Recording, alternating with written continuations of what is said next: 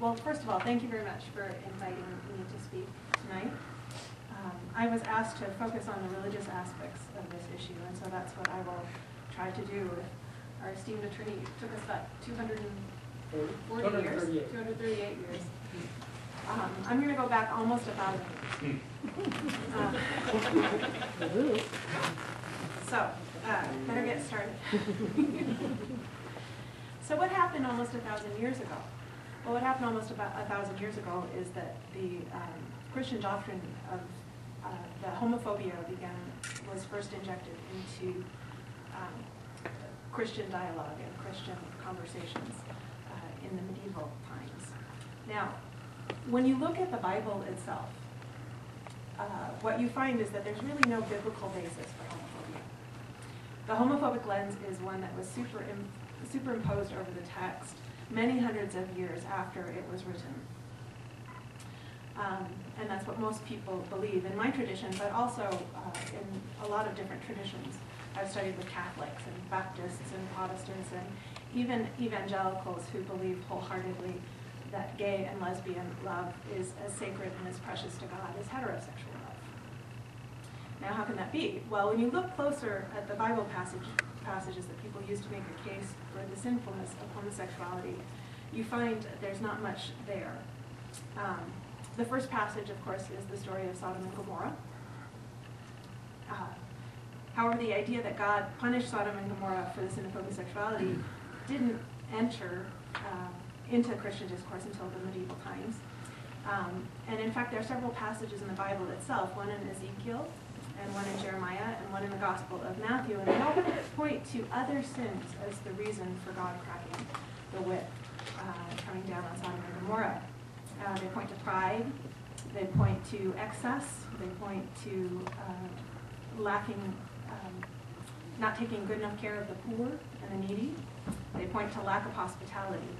And those are the things that were actually wicked in Sodom and Gomorrah. It has nothing to do with same-gender relationships. Now, the other passages that are frequently quoted are in Leviticus, chapter 18 and chapter 20. And if you read them in context, what you find is that they're part of a long list of rules that make up what's known as the purity code. According to the code, adulterers and men who sleep with menstruating women are to be put to death.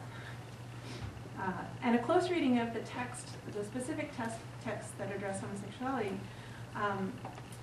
it makes it clear that they're not referencing loving, committed, same-gender relationships, but rather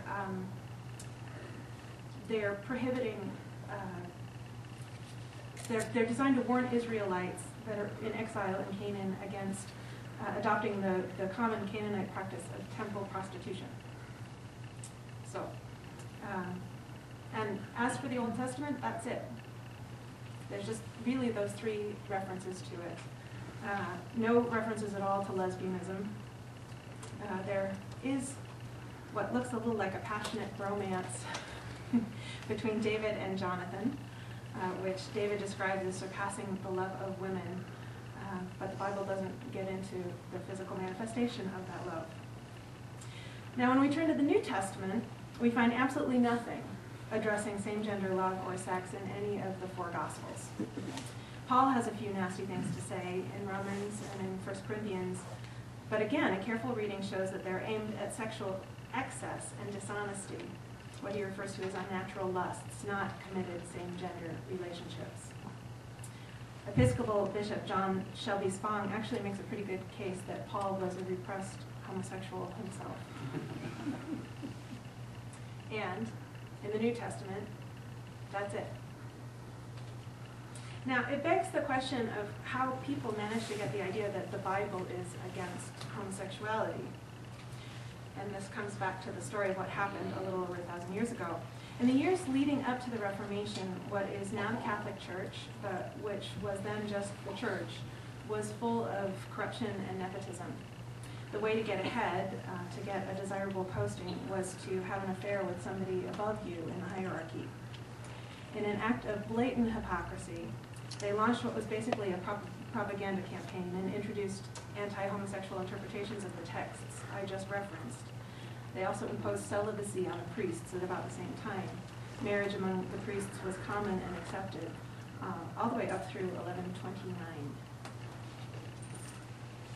So, that's the religious basis, or the lack of religious basis, for homophobia. Now, even if a person rejects these arguments and clings to a belief that homosexuality is a sin in the eyes of God, it's a very big leap to get from there to discriminating against gays and lesbians. The teachings of the Bible and the church on how we are to treat one another are too numerous to list. There's the golden rule, there's the great commandment. Do unto the least as you do unto the least of these, so you do unto me. The teachings on kindness and compassion run through the Bible. They come over and over again. They're more than I could count or even begin to share with you. Then there's the example of Jesus himself. If you look at his life, he broke all of those purity rules, or most of them. He sat and spoke and ate with prostitutes and lepers and all kinds of other people who were considered unclean. Guarantee that it doesn't say anywhere in the Bible that thou shalt deny sinners health care. Nor does it say thou shalt not sell sinners a wedding cake. Or even thou shalt not interact with people whose beliefs or sexual practices you find distasteful. And who really wants to open that door? Let he who is without sin cast the first stone. Would it be okay if doctors refuse to treat addicts or even people who are overweight? After all, they're guilty of gluttony, and that's one of the 7 deadly sins. Now, I know that some people are afraid that priests might be forced to perform a wedding or sued for refusing to marry a couple. So you have to be clear that there's a difference between religious sacraments and business interactions. Different faith communities have always had the ability to choose who can receive the sacraments. We get to decide who can receive communion and who can't. We get to choose when and how to baptize. And we get to decide who we are willing to marry. I myself have refused to marry people when I felt that their relationship wasn't healthy. And I certainly wouldn't want, for example, a tribe of Native Americans to be sued because they limit participation in one of their rituals. That would be a violation of the freedom of religion. But there's a difference between being allowed to participate in a sacrament or a religious ritual and having access to a basic service like housing or medical care. Everyone has an equal right to buy a cup of coffee or go see a movie. This is what our ancestors intended when they declared the separation of church and state. Now, anti-discrimination ordinances, it was needed here in Moscow. I know people personally who've been denied service at local restaurants. I know people who've had a harder time finding a place to live because of their sexual orientation. So adding the words to this ordinance was the right thing to do. It's the right thing to do, though, at all levels, because everyone deserves to be treated with respect for their inherent worth and dignity. The desire to discriminate against gays and lesbians by refusing them service is not a religious impulse. It's hate, pure and simple. And God is love.